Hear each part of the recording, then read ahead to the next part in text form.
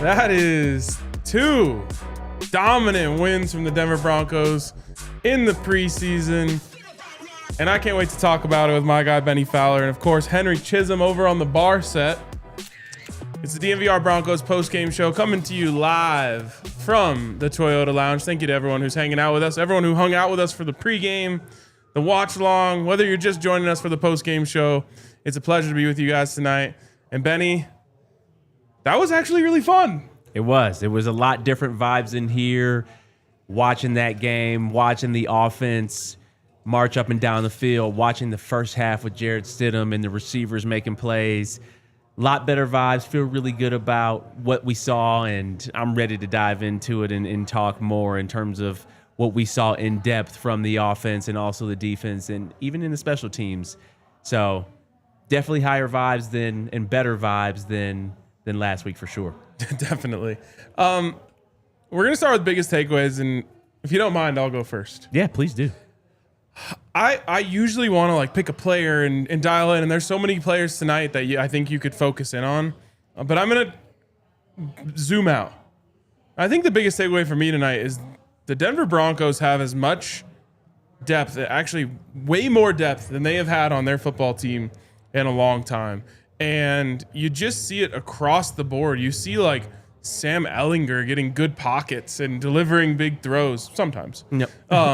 You see, just linebackers across the board going out there and making plays. You see several wide receivers from obviously Troy Franklin and Pat Bryant, but all the way down to Michael Bandy getting involved and making plays for this team. And then the running backs, like just one after another going out there and impressing us. And it's just like we caught a little bit. We'll hear a lot more from Zac about what Sean Payton had to say, but we caught a little bit at the end there. And he said, there's going to be some players that we have to cut that are going to play for other teams. And that is the mark of a good football team. Yeah, that's a sign of a really good football team. The depth is something I'm really impressed with. Also, when I hear you give and that be your biggest takeaway, I also go straight to the coaching. When I think about the depth from your ones to your twos to your threes, that's great coaching and that's great execution. That means they are being taught the fundamentals of football.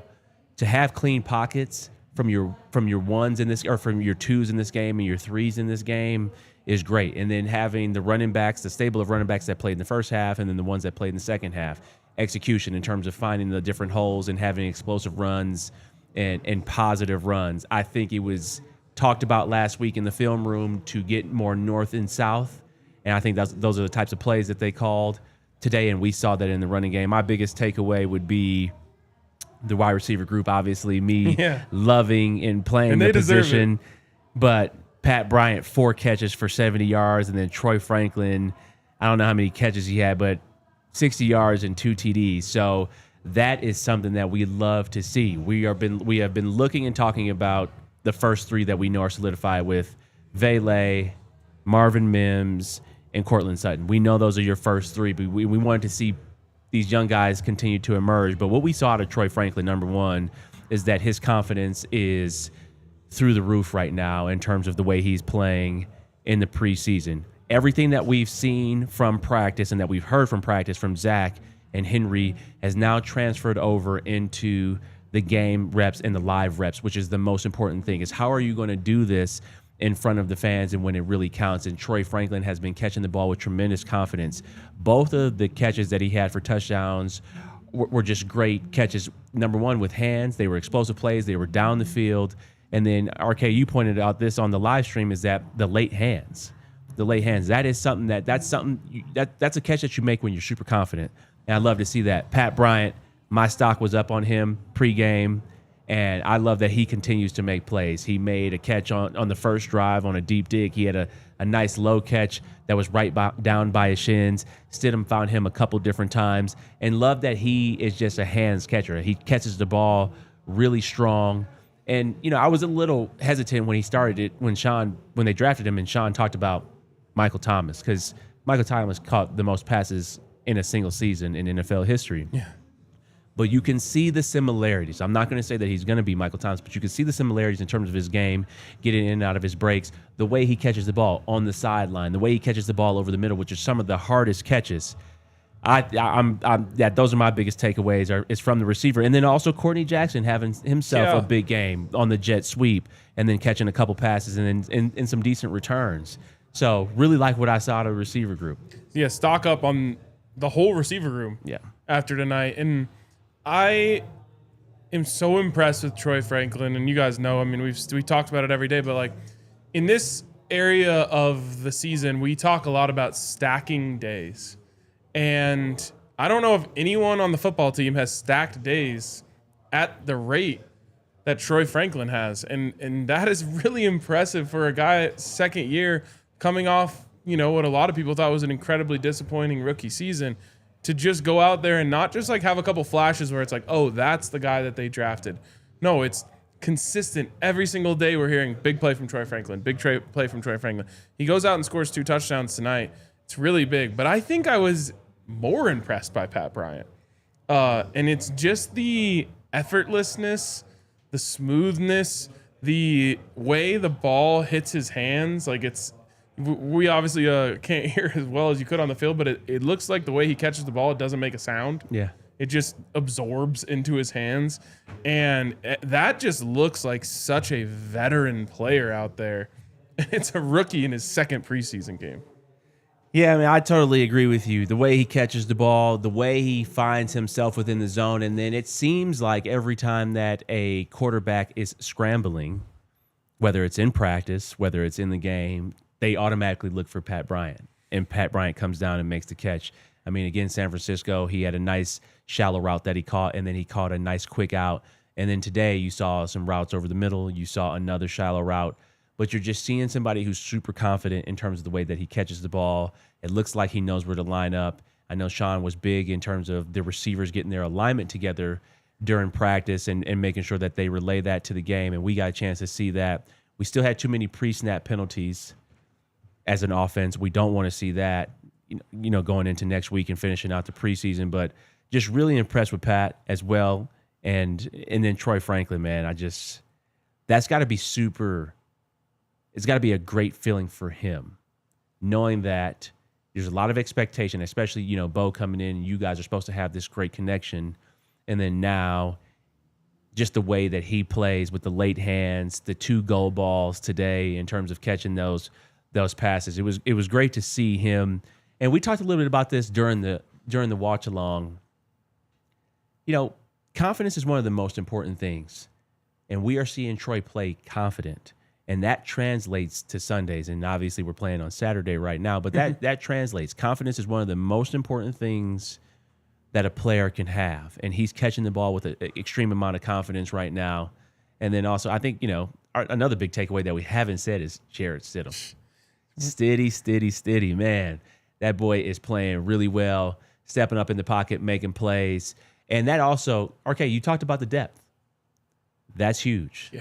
When you have a quarterback, God forbid anything happens to Bo, that you can step in with a great veteran presence in Jarrett and somebody who knows how to play the game and call the plays in the huddle and just command and have the right command in the huddle. So shout out to Jarrett Stidham. Do you know what the Broncos quarterbacks were combined tonight? I'm going to guess 28 of 32. It's a little less, but it's 30 of 39 for 395 yards, 2 touchdowns and no interceptions, and only 1 sack. The execution, and you're talking about the plays. I think Sean maybe said that this week or even after the game, but he's looking for the execution, and that's what you want to see out of your 2s and your 3s. You're calling your basic plays, but yes, I think the quarterbacks executed. Everybody executed on on every level, and it's good to see, and that's refreshing to see as a coach. I know those coaches are happy that they're what they are coaching the players to do is showing itself on film. What do they say like in the broadcast? Like, this is a great time to bring in the third member of our broadcast over on the bar set. It's Henry. Henry, what was your biggest takeaway? Jarrett Stidham's really good. You guys talked about it already, obviously, but that's the big one to me, is that last week was not a fluke. There aren't enough words to say about how good Jarrett Stidham has been through these 2 games. It's unbelievable. Obviously, there's no question about who the starting quarterback is. And I think just as obviously, there's no reason for the Broncos to try to trade him because, I mean, you don't want to get rid of this guy who could save your season if for some reason you wind up needing to have a backup for Bo Nix for a couple weeks. But boy, does it feel good to have somebody who now in his 3rd year in the offense knows exactly what he's doing. And sure, I mean, it's against backups, but as a quarterback, I'm not too worried about the level of competition. I don't think that's the concern. Because, your offensive line is also a backup offensive line. So you play against the backup defensive line. Well, guess what? It's kind of a fair matchup. Your backup corners you're picking on, guess what? They're playing your backup wide receivers. And so those things balance out. It's just how vanilla the scheme is for the defense, but he carved it up. It's incredible. Yeah, my friend Zach Bye and I always love to do this hypothetical where it's like if an alien came down and this was their first ever football game, X, Y, or Z. It's like if you brought an alien down this weekend and showed them every NFL preseason game and then told them like, yep, that guy for the Broncos, number 8, he's the best player in the league. They'd be like, okay, yeah, that makes sense. Like, that's what I'm just saying, like, based off of just what we've seen this, like, that's what he looked like. There's nothing that you could like poke a hole and be like, oh, we couldn't do this, he couldn't do that. Like, in this very small vacuum that we exist in, Jarrett Stidham looked elite tonight. Now, we know there's all sorts of other things that the alien wouldn't be privy to, like level of competition and things of that nature. But the point is, he took his opportunities over the last 2 weeks and maximized them to a level that I don't even think we could have dreamt of before he did that. Yeah, I'm really surprised in terms of what I've seen from Jarrett Stidham. But he's a veteran out there. And Hank, to your point, he's going out there and he's playing against who's out there. And he knows he has to execute at a high level. I think this is his 2nd year in the offense, correct? Or is this his 3rd year in the offense? 2nd year. 3rd year for Stidham. 3rd year. 3rd year in the third year. Yep. So he knows the small little details in this offense now. He knows how to prepare. He's going about his job the right way. The QB competition was close last year. They gave it to Bo because Bo was a first-round pick, and that's who the franchise is going to be built around. But Jarrett knows how to play the game, and he put the ball on the money. And, RK, you brought this up during the watch-along. You still have to be able to place the ball. You still have to make on-time throws, regardless of who's out there. And everybody out there is in the NFL. Now, some people won't make it to next week or won't make it to week 1. But for the most part, a lot of those guys out there will be playing at some point throughout the NFL season. So Jarrett Stidham did his job. We feel really good about our backup quarterback. We know that you need a good backup quarterback in the league, especially when you go on these long runs and you go into the playoffs. We've seen it time in and time out in terms of, quarterbacks who have to come in. And, I mean, we saw Nick Foles had to come in there and save the Eagles season. We've seen Patrick Mahomes go out late in the season, and other players, Chad Henne had to come in and play. And, in the playoffs. Teddy Bridgewater last year in the playoffs when Jared Goff had to go to the blue talent. So you need a great backup quarterback. I'm glad we have one. Absolutely. I think we have a little bit more to get to in the takeaway section, but before we do so, I want to give a shout out to our friends over at American Financing, where I'm feeling like John Elway. I'm feeling like Peyton Manning because I get to talk about American Financing, just like them. If you're thinking about buying a home in Colorado, you're not the only one, and now might be the best shot. We're officially in a buyer's market, and that means you've got the upper hand. More homes are on the market, competition is down, and serious deals are out there just waiting to be found. Whether you're a first-time buyer or looking to upgrade or downsize, now's the time to get pre-approved, and American Financing can make that happen in 24 hours or less. And when you work with American Financing and their partner, American Home Agents, you can save an additional 1% up to $10,000 on your home loan. So don't let the 20% down myth stop you. You could buy a home with as little as 3% down, and with down payment assistance programs available, getting into a home might be easier than you think. So call 303-695-7000. That's 303-695-7000, or visit americanfinancing.net. NMLS 182334, NMLSconsumeraccess.org. And shout out to Mac Weldon, a new partner of ours. I think this might be our first Mac Weldon ad. But they're a clothing line. They've got all sorts of really good stuff. And it looks really simple. Like, it's just nice t-shirts, nice jeans. The jeans in particular, something that stand out to me because I have a tendency to buy really, really cheap jeans.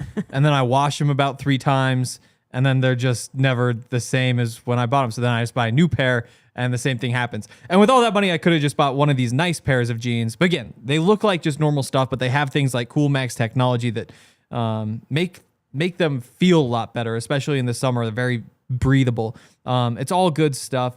I've been on their website a lot recently. I'm excited to buy a bunch of stuff, but there's just so much that I've struggled in these first few days to pick out what exactly I should be getting. For over 10 years, Mac Weldon has designed timeless, innovative menswear to help you move through the day with confidence, even if you're just hanging in your underwear. So get breathable clothes that you can feel comfortable in all summer. Go to macweldon.com. Get 25% off your first order of $125 or more with the promo code DNVR. That's MACKWELDON.com, promo code DNVR. I would be remiss if we didn't talk directly about Sam Ehlinger, who went 14 of 16 for 162 yards tonight with a 108 passer rating. Just, you mentioned on the watch along, credit to Davis Webb because he clearly has these guys ready. And I think what a great takeaway, because we've now watched both of these guys go out there and really ball, and especially Stiddy. But then Ehlinger to kind of back it up tonight and just keep it rolling. Like when Stiddy came out, we were kind of like, no, like let him cook, just because we were having fun with it. And Ehlinger came in and kept the hot hand. Yeah, he kept the hot hand, and I automatically go back to coaching. I think coaching is one of the most important parts in the NFL when it comes to these players, and having the right coaches and having the right opportunities and feeling comfortable within an offense and feeling comfortable within the progressions, especially for the quarterbacks. And when I think about Joe Lombardi as the offensive coordinator, Pete Carmichael, who is a senior assistant, to the head coach, and then I also think about Davis Webb, these are the guys that they're learning from and talking to in the meeting room. And that's a lot of experience. Davis Webb being a former player, that helps a tremendous amount. Joe Lombardi and Pete Carmichael, as well as Sean Payton, working with Drew Brees, that's also really important. And when you think about Sean Payton, if we go back to his New Orleans days, if Drew was out, they didn't lose a beat. Teddy Bridgewater would come right in. Or Drew goes out, Taysom Hill comes right in. They don't lose many games. Jameis comes in. So maybe that was after. Even JT Barrett, just different players who have played within this offense and have played well. So the coaching is one of the most important things. And I was actually looking at my timeline, a little bit ago, and is Coach Sean Payton, is he a top 5 coach in the NFL? And I think he's one of the best play callers in the league. I think we can see that. And I think when it comes to depth, and when it comes to creating a roster, that is exactly what he is doing. He is creating that roster. His New Orleans teams, could fill in different roles at any point in time. And I saw somebody in the chat talking about, are we 2015? Do we have that type of depth? I don't know if we have that type of depth yet, but I think we're trending towards that direction in terms of what we can do, obviously, on defense and the people who can interchange and play different positions. We saw Jade play inside and outside tonight, but then also what we have at the receiver position. So I don't know. I'll swing it back over to you in terms of what you saw, or just how impressed you are with the execution level of the 2 quarterbacks that played tonight. It's just, I don't think I've ever seen it, through a preseason like this, where the backup quarterbacks are looking this good. Like, usually you see some stuff happen where you're like, yeah, that's why he's a backup. And Ehlinger, he's a 3 that looks like a 2, and City's a 2 that looks like a 1. So, like, it's just really, really impressive. And I'll go back to ball placement because we touched on it a little bit a second ago, but like Jarrett Stidham's ball placement was damn near perfect all night. Yeah. You know, he had his worst throw of the night, I thought, was caught by Pat Bryant. And, you know, there was another one that he kind of threw to the sidelines to Pat that I thought was really well thrown, the kind of like quick fade they did on first down. Yep. And it looked like Pat mistimed his jump just a little bit, but just over and over again, he's hitting guys in stride. The throw to Evan Engram to start the game to kind of get it rolling. Jeez, Perfect. I forgot that big takeaway. Yeah. Evan Engram had a huge play. That might have been my favorite play of the game. One catch for 58 yards.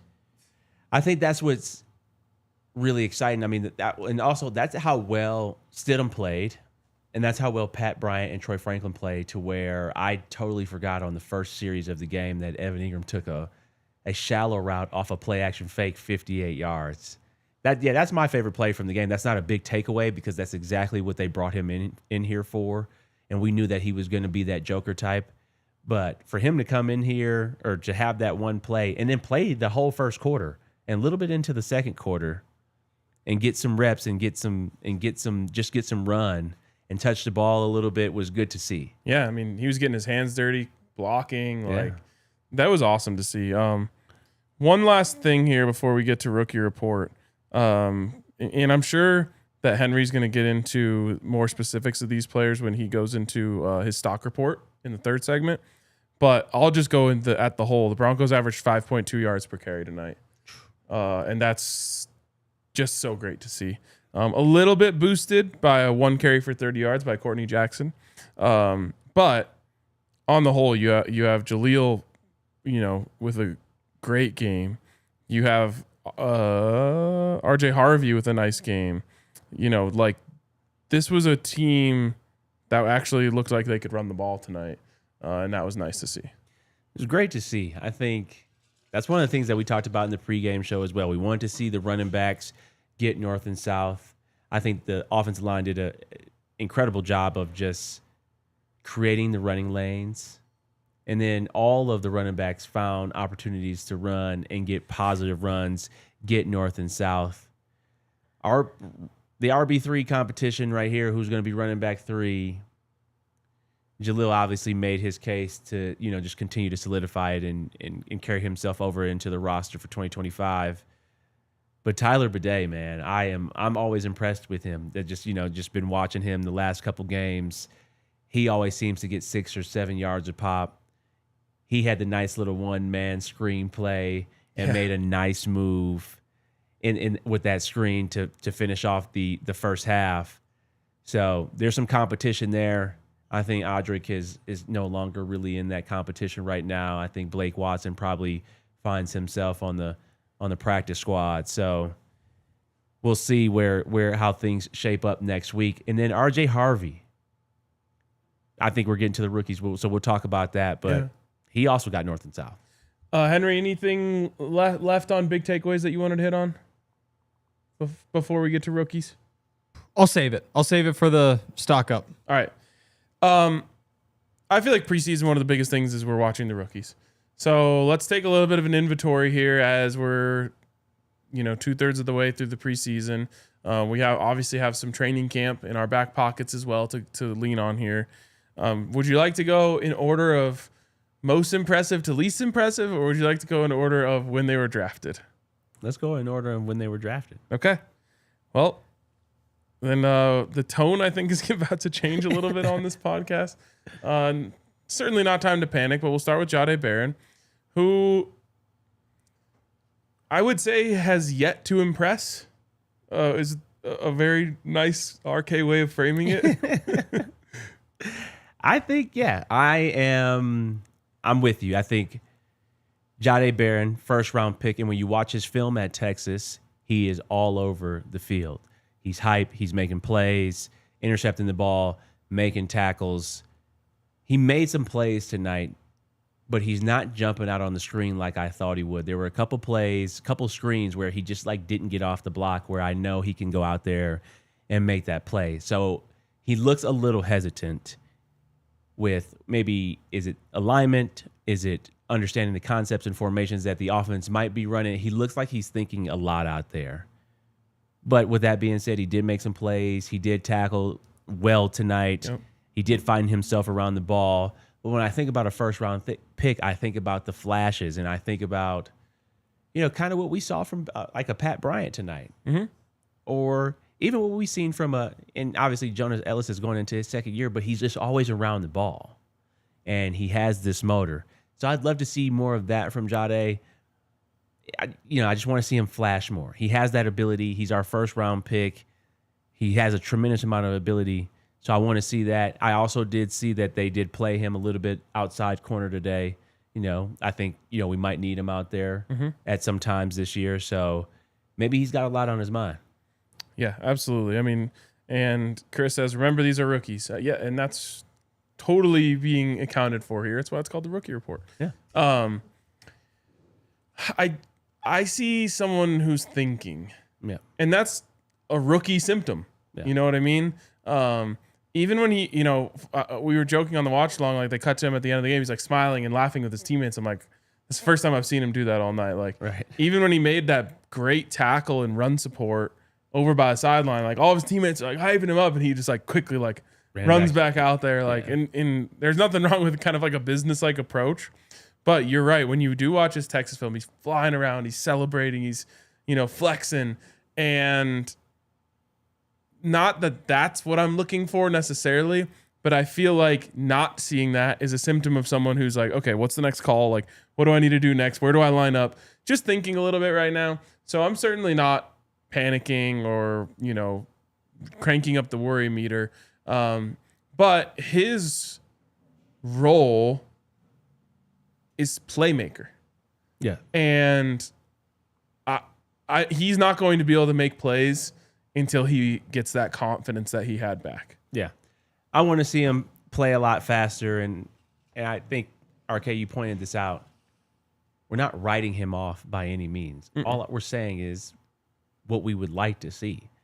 And I think usually defensive players fly around. They can fly around as rookies because it's kind of see ball, get ball. Obviously, he's covering. But when I saw that play early on in the first quarter with the screen and he didn't really get off the block, it looked like he wasn't moving fast enough. So I just want to see more effort, and I want to see some joy. Yeah. I want to see some joy. I want to see him out there having fun. So that's what I'm looking for. And, yeah, he's a rookie, but this guy is about to play some real ball here coming up soon. Like, I know he's a rookie, but we're going to be counting on him, and the Broncos are going to be counting on him, every week now. And he's got to get out there and make plays. And, God forbid something happens to Riley, but then you're moving to corner, outside corner, and then, they're attacking you. So want to see him, continue to feel comfortable within the defensive schemes, which are pretty simple right now, and see him, just continue to make plays. I want to see him around the football some more next week. And we saw him on the blitz, which I did really like towards the end of the half, where Jonah Ellis was almost in on the sack. And I thought that was a really, really positive thing where Jade was almost in on that sack. And I think Vance Joseph will do that a tremendous amount throughout this season, is bringing him in on blitzes because he can get to the quarterback really quickly. Yep. All right, let's keep it moving here. Maybe we'll tighten up a little bit as we get down to the bottom of the list. But RJ Harvey. Really impressed. I don't know what grade would you give him? Tonight. He had 3 carries for 18 yards and a touchdown. I would give him an A. Let's say B+. An A-, yeah. I want to see some explosiveness, but what I thought was really done well by RJ Harvey was getting north and south today. And even the run for the touchdown, you had to find the hole right there and then use his burst to get through the hole and then score. So I love that. I know he had a small catch at the beginning of the first drive. I just like the fact that, it wasn't for a big game, but I love the fact that he caught the ball. We need our running backs to catch the ball. So very high on RJ Harvey, very positive signing. I like the fro too. I want to see the fro out for all home games. Maybe you do braids on the road, fro at home. So, super excited about him. Yeah, I think I'm grading a little bit on a curve of it feels like he took coaching, and that's something you talked about early in the watch along. Like last week we were complaining a little bit about him bouncing too much, and this week he got very north and south. and it paid off for him on that touchdown run. Like, that was a closing space where a lot of young backs would just be like, this is about to close up. I'm going to bounce it to the outside and see what I can get out there. Instead, he finds his way through.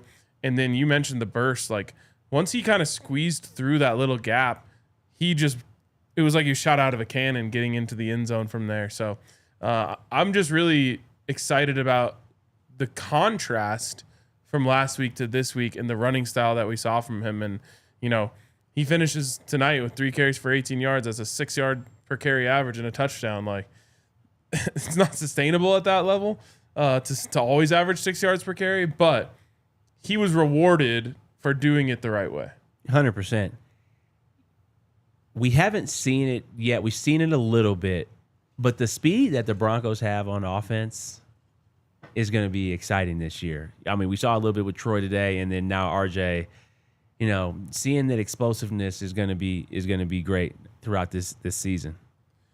All right, your time to shine. Pat Bryant, man. Just as a rookie, he doesn't look like a rookie. I mean, he is honestly playing and going through preseason so far like a veteran.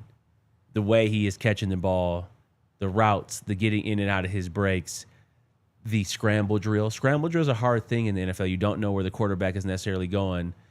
And the scramble drill, Stidham steps up in the pocket, does a little duck underneath and then finds Pat.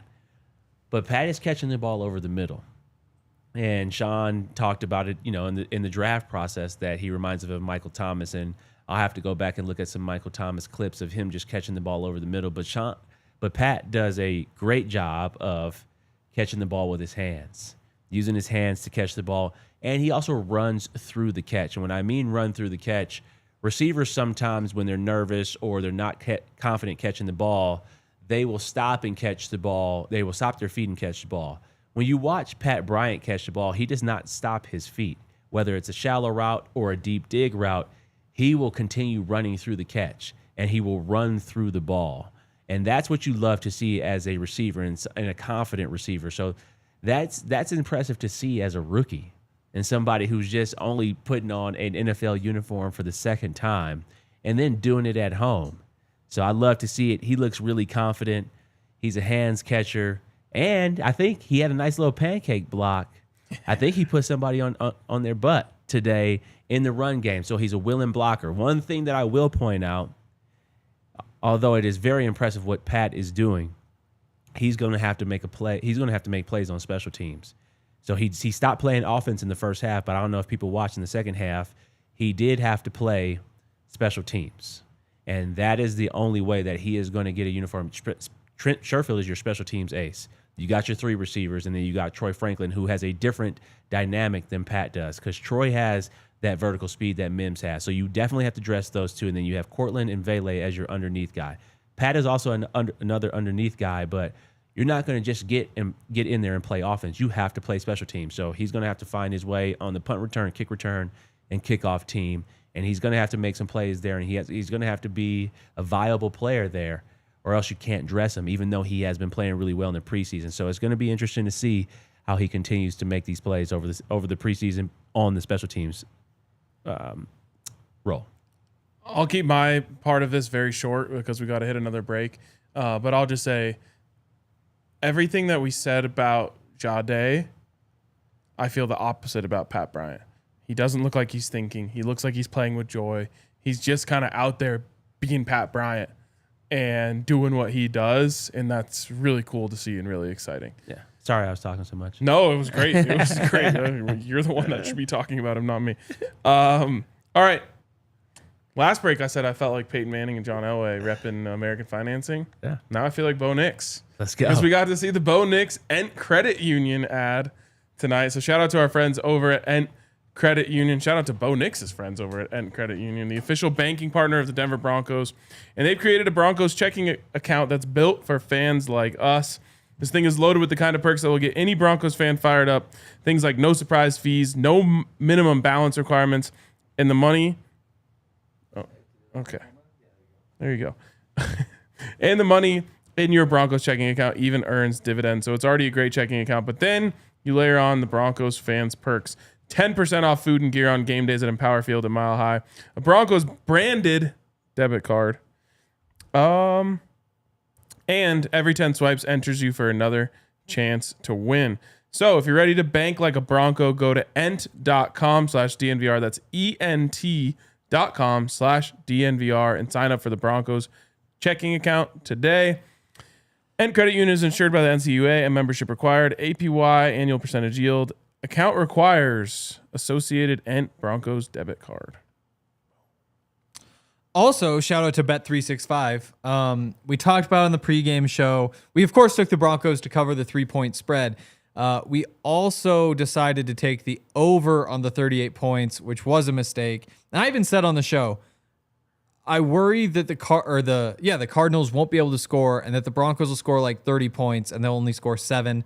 And it turns out it's 27-7, and the Cardinals just didn't hold up their end of the bargain. Luckily, we hammered. We hammered the spread. We also had a little parlay with the 49ers money line, the Rockies money line, and the Broncos money line. So that hit as well. Yeah, we meaning me as usual. There are a couple of me. I think it was a good day overall at Bet365. It's always a good day at Bet365. And remember, they also have the Bet365 early payout offer. So if your baseball team goes up by 5 runs, you get an instant payout. Or if it's a parlay, then it's marked as a winner. So I'm pretty sure the Rockies were down by 5 in that game. So even if you had the Diamondbacks to win, your bet would have hit as well. Pretty cool. Breaking news from Bet365. New customers can now get $150 in bonus bets when you bet $5, win or lose. Sign up. Use the code DNVR365. Deposit $10 and place a bet for $5 to get $150 in bonus bets if your bet wins or loses. Bonus bets can be used on the spread, totals, player props, futures, and more. Whatever the money, it's never ordinary at Bet365. Must be 21 or older and physically located in Colorado. Please gamble responsibly. If you or somebody you know has a gambling problem and wants help, call or text 1-800-GAMBLER. Terms and conditions apply. All right. Maybe we'll come back and finish off the rookie report, but we got through the fun ones. So we'll circle back to this, but talking about Pat Bryant was your time to shine, and now it's Hank's time to shine. Let's go, Hank. Because I've always thought to myself, if I could take stock advice from anyone here at DNVR, it would be Henry, the guy who doesn't have a credit card. Yep. So that's why Henry is in charge of stock report. Hank, what do we got? Well, I'll keep it going with the rookies. I was going to go a little more positive to start, but in terms of the stock down, I think we got a slight tick down in the Q Robinson stock. All offseason, he's been super dominant, getting to the quarterback. Very, very exciting player and somebody who seemed like maybe he could make a pretty quick transition to the NFL. And I don't want to say it's been like a bad time for Q, and it's important to remember he missed some practices with some injuries as well. But I didn't see him get to the quarterback quite as much as I would have thought against some of those depth linemen from the Cardinals. And there are a couple rushes in particular what felt like, maybe you just ran right by where you should have been and it left an escape path for the quarterback. Fair. I think it's fair. I mean, the worst drive from the defense was the first drive. And I thought the biggest problem was pass rush. And obviously it's not all on Q, but he was in there at that time, I believe. Yep. So didn't want to start negative, but because we're talking rookies, well, let's go over the flip side and say the other edge rusher, Jonah Ellis, stock up for sure. He was just in the backfield all night, and it felt like every play the quarterback was just running away from Jonah. Like that was the play. It's like, do you have time to find somebody between the time you leave the pocket and the time you get to the sideline? And most of the time the answer was no. Jonah looks incredible. He's doing things, obviously, as a pass rusher. You see him as a run stuffer. The coverage ability, I think, sometimes is forgotten. It's not just the man-on-man line up and just, take away a tight end. But the way that he plays those flats, the positioning, the understanding, there's a lot going on there for a player who's super young. Big stock up from me. Was that the one that you were thinking of bringing into big takeaways that you said you were going to save for the stock? No. Oh, okay. And let me just quickly say, yeah. Jonah Ellis should have been big takeaways. Oh, yeah. Because he was fantastic tonight. Fantastic. Yeah, he was great. He was all over the field. Also, his motor. I mean, yeah, he is not stopping. And I think we saw one play where he was like on the other side of the field and then ended up by the ball. And that's what you want to see. And this also goes back to the depth conversation of we have a legit pass rusher who is only getting better and who's young that will continue to make plays. So he did an incredible job. I agree. The guy who I was going to bring up in the big takeaways is Davis Webb, whose stock is up. Davis Webb called those plays tonight. Yes, this is his first time ever calling plays. Oh no. And that's I mean, you couldn't do any better, right? Like the quarterbacks didn't miss, the running backs 5 yards per carry, better than 5 yards per carry. Stock up for Davis Webb. And beyond that, I mean, that's the play calling aspect. Also, those are his quarterbacks. He is the quarterback's coach.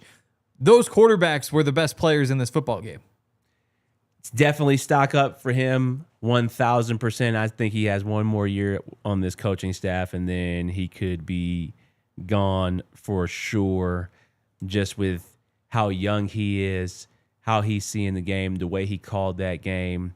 Also, I bet these quarterbacks can be a little bit more honest in terms of what they want as a play call with Davis Webb, somebody that's in that room just with them.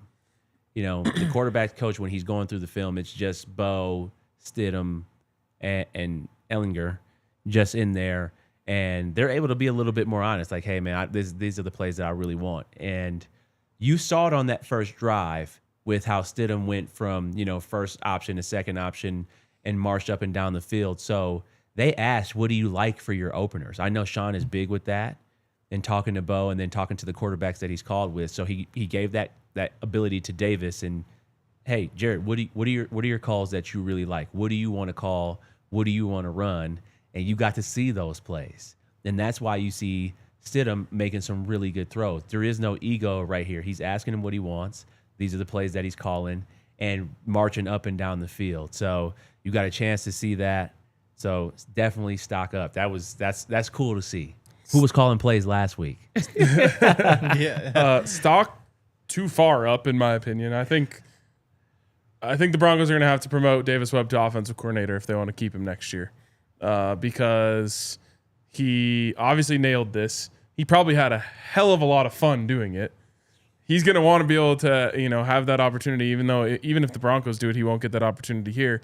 So that's going to be tough. We know that the Waltons can open up the checkbook for whatever they need to do to keep him, but that is stock really, really high. And the other part of it is, like, as much as people maybe want to pretend they don't, like, NFL owners have a type of what they want in their coaches, and he is exactly it. Young guy, like, looks cool in a hat, like, it just he's white. I'm just saying, like, this is what I'm just saying that's what NFL owners want in their coaches. Like, there's more than enough evidence to say that. Not even whether if it's right or wrong. It is wrong, but it's true. So that guy's going to be an offensive coordinator as soon as next year, and it's either going to be with the Broncos or somewhere else. Yeah, he might be an offensive coordinator by the end of the week. Like, I mean, the guy's incredible. I would fire half the league's coordinators and take him. We'll fly through a couple because they're so obvious. I mean, Jarrett Stidham, stock clearly up. Pat Bryant, stock clearly up. Evan Engram, the stock massively up. Troy Franklin. And for Troy, obviously there's the catches and the touchdowns. That's the big reason the stock is up. The block too, though, on Evan Ingram's long catch and run. I went back and watched. I'm pretty sure the last 38 yards of that would not have happened if Troy Franklin doesn't make that block. That's a huge thing for Troy, who, you know, is not somebody we usually think of as a blocker. Yeah, it's huge. I think that shows the maturity. That shows the progression from year one to year two. I know we've talked a little bit about on the show, actually not a little bit. We've talked all season or all off season about the progression from Bo from year one to year two.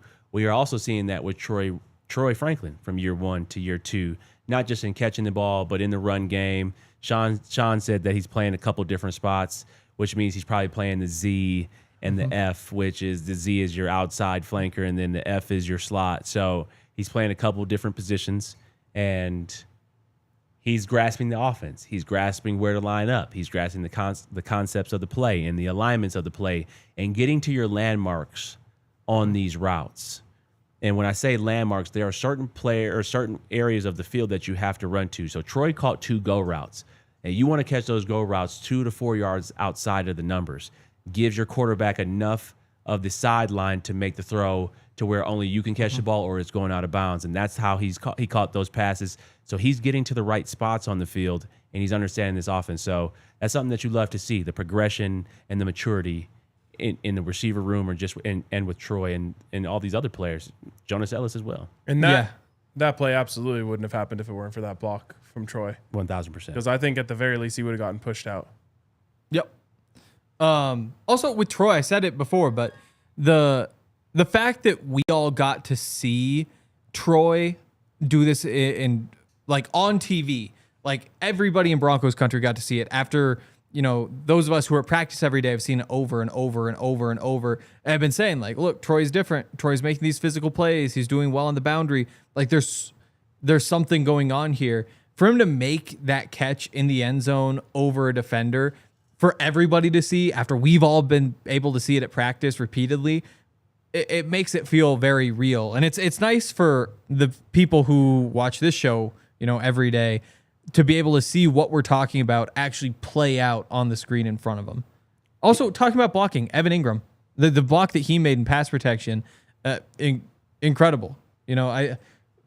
He's not the world's best blocker, but what we've kind of come to as the conclusion here is that if you have him block somebody who's smaller than he is, he's going to be just fine. It's just that he's not the kind of guy who's going to take on a big defensive end and win that battle, which is fine.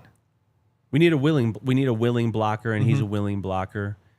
Also, I think this film will be very helpful for Bo. I know this is a little bit off topic, but I think this film right here will be very helpful for Bo to see. Just of progression, taking what's open, using your feet a little bit, but staying in the pocket, eyes downfield. Because I think there were a couple plays last week where keep the eyes downfield or find the right matchup and then throw it right there and right on time and in rhythm. You let your players do the work. You saw the naked right with Stidham, which is the play action fake that he threw to Evan Engram. He hit him right in stride, catch and run opportunity. And I think there were some opportunities last week for Bo to hit some catch and run opportunities where those turn into big plays.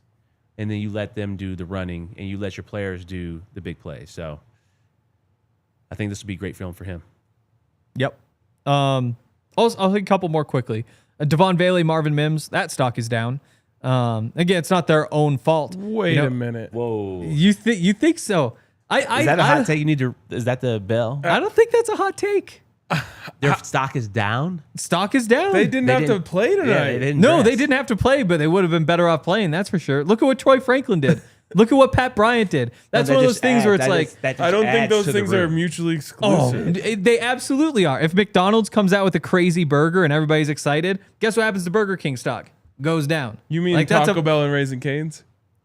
No, neither of their stocks ever go down. They're the perfect stocks. But no. That's how this goes. Is like those two guys are out there making plays. It started out as Marvin great. Mims' skill set is not comparable to what those guys do. He has his own plays, everything. So his stock's not down. Vele's your slot guy. He caught 43 passes last year as a rookie. He's in there. They didn't play tonight because Sean already trusts them. Yep. This is just a depth thing, and they did what they had to do. If those guys had played tonight, they both would have scored. You would think, but I come out of this game saying, "Give me more Troy Franklin, give me more Pat Bryant," and if you want more of those guys, somebody's got to come off the field. Those guys were clearly those guys aren't coming off the field. Sean already knows that they're good. I don't know. I feel good about it. Okay, what about let's Make say it quick. Oh, okay. Audric stock down. Easy one, right? Yes. And not because he had a bad game, but again, because the guys around him really had good games. But also because he had a bad game. I haven't looked at the numbers. He had a couple runs in there I kind of like. He did have a couple runs. He runs. also got stuck behind the line of scrimmage, and it wasn't his fault. I thought That's he played true. just fine. That's true. You're right. Numbers-wise, he had a bad game. He finished with 9 carries for 20 yards. Yeah. And the numbers aren't great. He's never going to be a numbers guy, though. And we'll have this conversation over and over. Like, he's in there on 3rd and 1s and on the goal line. And this game is a little bit different because it wasn't those situations. Well, you have RJ Harvey and J.K. Dobbins now, so you don't need him for the 3rd and 1s. Stock down. Oh, yeah. Yeah. No, stock is down. Yeah. All right. Well, one stock that I don't believe is available. If it were, it would be up, is our friends over at Volo. It's Denver's most popular provider of adult social sports leagues, pickup games, and events. And guys, if you haven't checked this out, it's such a great way to, 1, stay active, 2, stay competitive. You guys know I believe heavily in wins and losses. You got to win and lose in life. And 3, meet people. And you can actually just go out there and see if you're meeting winners or losers based on how their pickleball game went. So it's an awesome way to meet friends. It's an awesome way to meet partners. It's just a cool, awesome vibe out there. A bunch of young people, people of all ages really going out there and competing and having fun with it. So if you want to join a league with Volo and go out and have some fun in Denver, use the code DNVR10 for $10 off any Volo Denver league. That's DNVR10 for $10 off any Volo Denver league. All right. I know our guy Zach has been waiting patiently. But before we get to that is what I was going to say. Henry, why don't you tell our friends over at about our friends over at Toyota? Yeah, no, I mean, we all love Toyotas here. It's like when we asked Benny during the game, do you have like a truck that stands out over the course of your lifetime? And he said the one on Charles Woodson. But what he was really thinking is the Toyota Tacoma. So many great Toyotas out there, whether it's the trucks or the SUVs or the what do we call the normal cars? The sedans. Yes. There's the word. They've got all sorts of good stuff, including Tacoma, the Land Cruiser, 17 models with all-wheel drive or four-wheel drive. More low and zero emission vehicles combined than any other automaker. So many different choices if you want to reduce your carbon footprint. Great for going off-roading, all sorts of different stuff. And if you want to check it out, you can visit your Front Range Toyota stores at a location near you. AutoNation Toyota, Arapahoe and Centennial, Corwin Toyota in Boulder, Groove Toyota in Littleton, Mountain States Toyota in Denver, Stevenson Toyota East in Aurora, Stevens Toyota West in Lakewood. Toyota, official automotive partner of the NFL and the official vehicle of DNVR. Let's go places. Let's go places. Let's go out to Empower Field at Mile High right now, where our guy Zac Stevens is ready to bring us energy here at 11:45 p.m. because that's what he does best. Zach's ready. What's going on, Zach? Let's go, boys. What a fun preseason game. Well, at least the first half didn't feel like a preseason game because the Broncos just have so many playmakers that even when they sit their starting playmakers, they've still got electric playmakers to make a preseason game fun. And then shout out to the broadcast for giving us a fake quote for making the second half of the preseason game fun as well. I mean, it's a lit game because of the playmakers, guys. And I'll tell you what, we'll just start with Troy Franklin, Mr. 2 touchdown on the night. After the game, we talked to Evan Engram, and Evan Engram said that Troy actually worked out with him and his trainer for some of the off season, and so he's got to know Troy. And he said there's 2 things about Troy. One, he's always trying to improve his game, and boy, have we seen that this off season. And 2, his confidence is through the roof. And then right after talking to Evan, I went and talked to Troy, and you could tell his confidence was through the roof because he's wearing grills. He's got a sick coat on, and it's like that's the swag that Troy clearly needed from year 1 to year 2. And Sean Payton said it perfectly after the game. When asked about Troy Franklin, he said it's happened. When asked about his jump from year 1 to year 2, there's no more like we need to see Troy do this or Troy do that or Troy be more consistent or Troy do it in games because we've seen it all. He's been one of the most consistent players throughout training camp, and boy, did he prove it today that he is ready for that next step. So huge game for Troy. And how about Evan Engram? Sean said he wanted 4 starters to play 8 to 10 plays today. One of them was Evan Engram. Most notable was Evan Engram, I should say. Also, Adam Troutman was a guy he put in that list. Michael Burton was a guy that he also wanted to be in that list, but Michael Burton got hurt in practice on Thursday. So Evan Engram, it was his time to shine, and boy, did he shine. How electric was that catch and run that he had. 2 huge blocks, one from Troy Franklin, one also from Pat Bryant. Huge blocks from the 2 young receivers, which you love to see. But then Evan Engram, we saw what he brings to this offense. And boy, Benny talks about how Evan Engram is Demaryius Thomas. And didn't we just see that on that play? 58 yards where he's outrunning guys. He's bodying guys. He's stiff-arming guys. He's throwing guys off of him. He's taking the right route. And Evan Engram, after the game talking about it, he just could not wipe a smile off his face. He's so happy to be a Bronco, and the Broncos are so happy to have him. And then speaking of playmakers, I'll just keep talking, boys, because Pat Bryant came up with 4 big-time catches. I think 3 of them went for first downs, ends up for 70 yards on the day. And this is just, it's wild. A year ago, just months ago, there were a lot of people, Ryan, saying that the Broncos really needed to upgrade their receiving spot, and they go out and just get a 3rd-round pick and Pat Bryant, and the rest of the receiving room has just developed so incredibly well. Honestly, better than anyone could have thought. Probably even better than Sean could have thought. And Sean had a lot of confidence in this group. But it goes from like, okay, it's Cortland, and then who else is going to step up, to, okay, it's Cortland, and you have all of these other playmakers that are stepping up. Sean Payton is going to love this issue of, okay, how do I get these guys on the field at the right time in the game? Because we're going to see a lot of rotation. And Sean likes rotating receivers a lot. And so he's going to have his pick of guys to rotate come week 1. So wait, Zach, did they upgrade the wide receiver position this offseason or not? Of course they did. Of course they upgraded it big time from Sean's brilliant development. Or maybe this was all Davis Webb, because Davis Webb was the one calling plays tonight. And Davis Webb gets his first game ball. After the game, Sean gave him a game ball. Sean said that when he called his first game in the NFL, I believe it was in a similar situation, he said he didn't sleep a lick the night before. He was so nervous. Davis didn't seem as nervous on the sideline, even with Sean kind of breathing down his neck most of the game. And Sean thought he did a fantastic job. In fact, Sean said Davis did a better job calling his first game than Sean did calling his first game. That's some pretty big praise from Sean right there. So it was cool that Sean gave Davis that opportunity, and Davis did a good job with it. Zach, we love to hear it, man. Curious, did you ask Troy Franklin where he got the grill from, and are you going to get a grill? Yeah, he said he was actually going to give me his. He just thought he might have to clean it first. I said I'm fine to just take it right there, but That's he insane. said, I mean, when you're that hot, I mean, I'll take the grills of someone that's that hot right now. Zach, curious, man.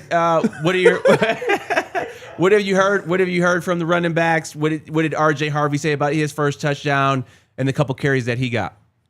Well, didn't you love to see RJ Harvey not just get into the end zone, but do it by going up the middle? Like, let's just cut out all the concerns about him bouncing too many runs to the outside, because this week that was clearly a big point of emphasis for him, and he did a fantastic job throughout practice and then in this game as well. It was great to see him get in the end zone, and it's clear that he's the Broncos' number 2 running back. And what's also clear, speaking of that running back room, Benny, Tyler Badie has a fantastic opportunity to get the 3rd running back spot for the Broncos. And it is possible that because of his play, the Broncos end up keeping 4 with he and Jaleel. Blake Watson also looked really good, but I think that Sean just has trust with Tyler Badie to be that all-around running back when they need that 3rd running back on the field. So right now, I'm leaning that Badie is actually the 3. Jaleel sneaks onto the roster, especially with Michael Burton's injury. They might be able to put him on IR for the first 4 weeks, and then that opens up a spot for 4 running backs.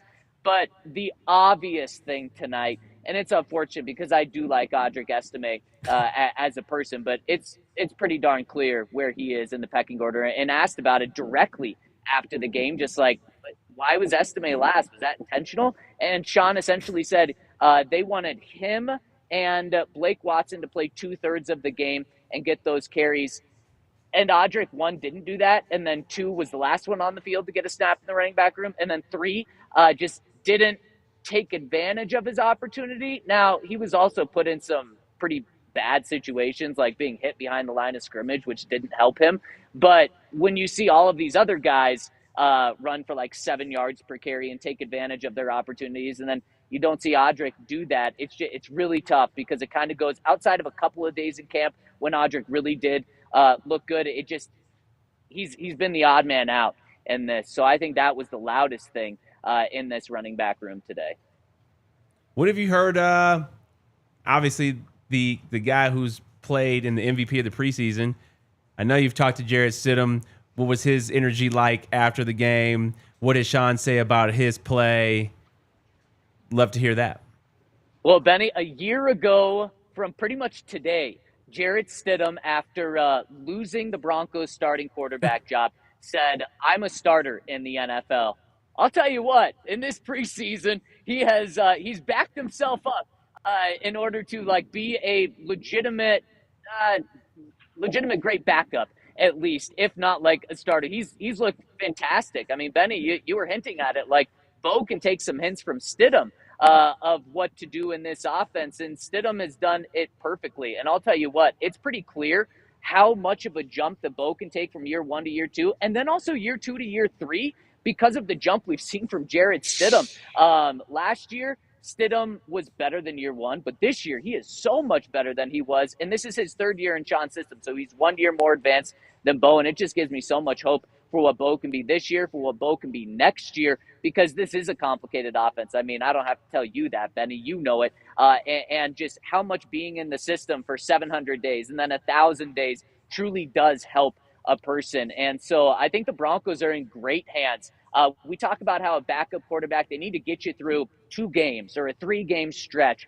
I'm comfortable that Jarrett Stidham can do that. Now, of course, you're not talking about a quarterback controversy in Denver. Bo's obviously the guy because Bo didn't play. Henry, you might want to listen to this. Bo didn't play. That means his job's safe. Cortland didn't play. Marvin didn't play. That means their jobs are safe. You don't have to worry about those guys. It just shows how deep this Broncos team is. And Sean said it after the game, and he essentially just torched the team 2 years ago by saying I am so much happier with the depth that this team has. The talent level from this team to the team 2 years ago is so much better. And he's not wrong, but that was his team as well. It just shows how confident he is in this team. And it's no surprise that 13 days ago, he came out and said this team has a chance to win a Super Bowl. He loves the starters, but he also loves the depth. And I mean, guys, we've seen it. They've outscored their opponents in the preseason 57-16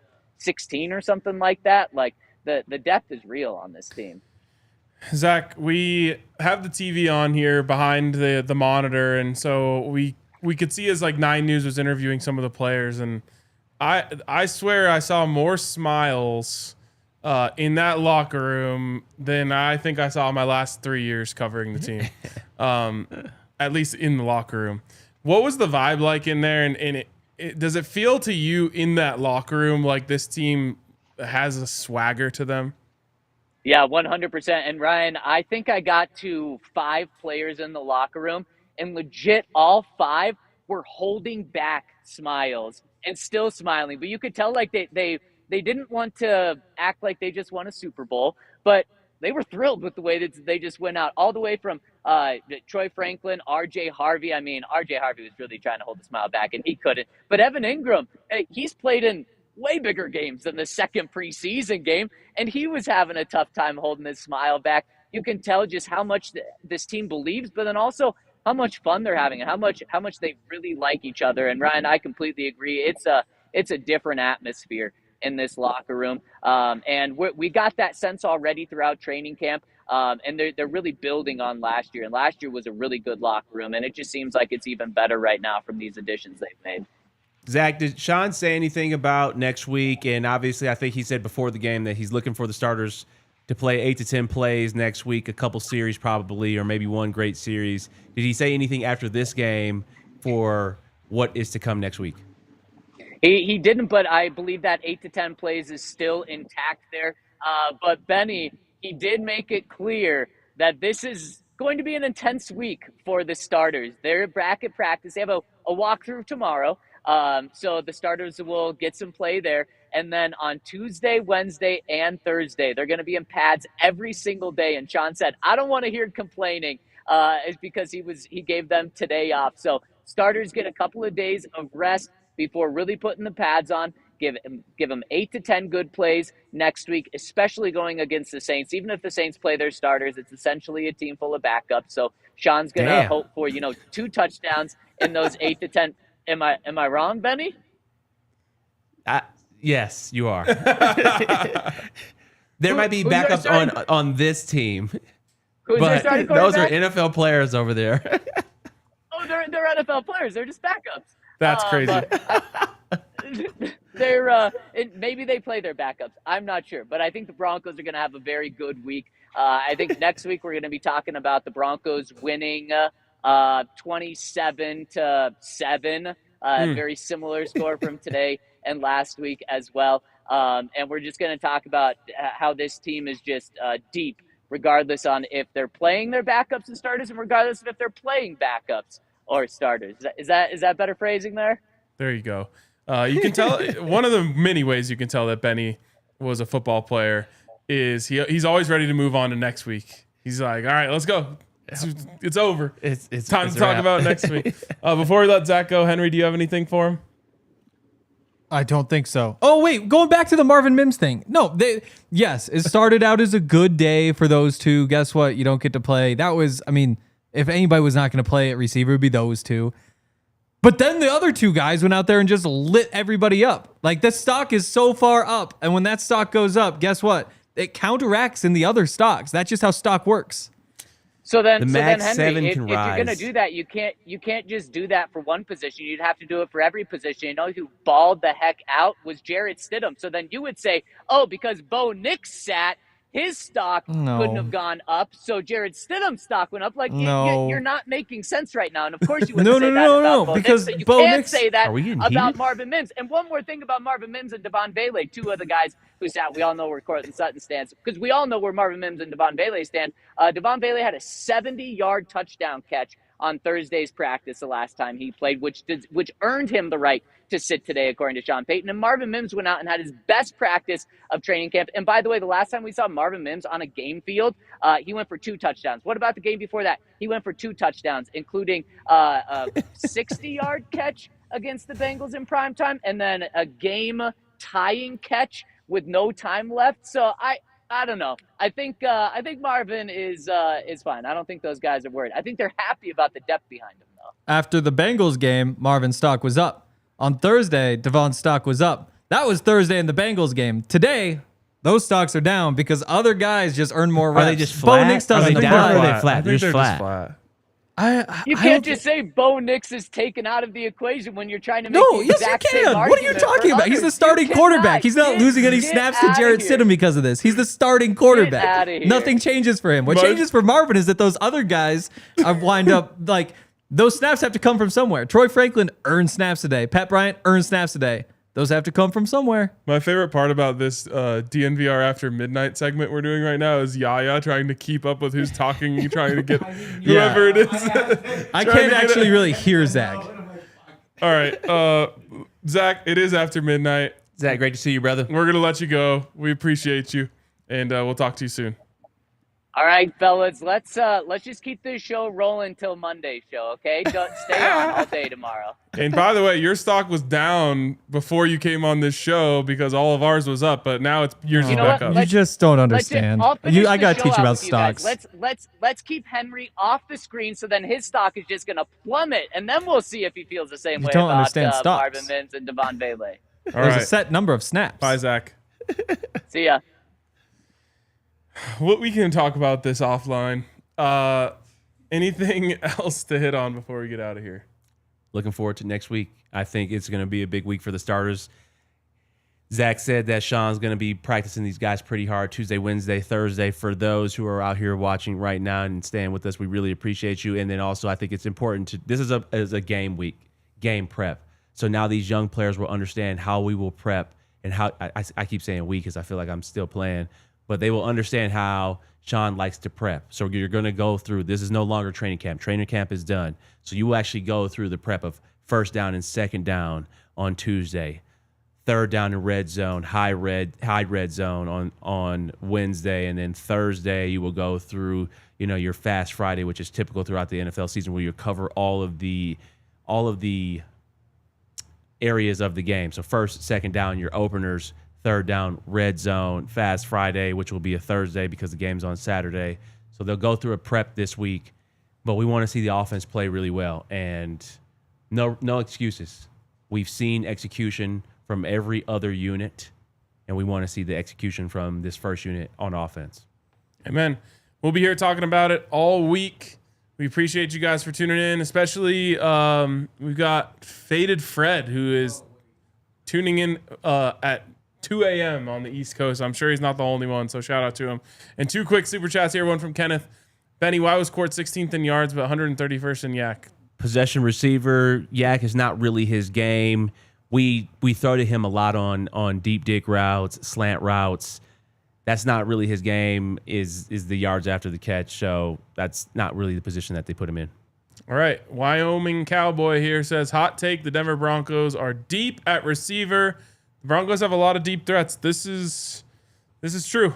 It's very true. The Broncos are deep at receiver, and it's something that I did not think they were before the draft. So great job by Sean Payton and his staff for developing these guys and getting them ready.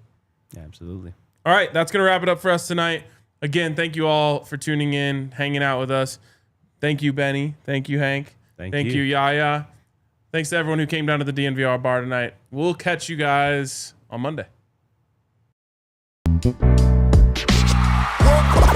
all silly like the mayor.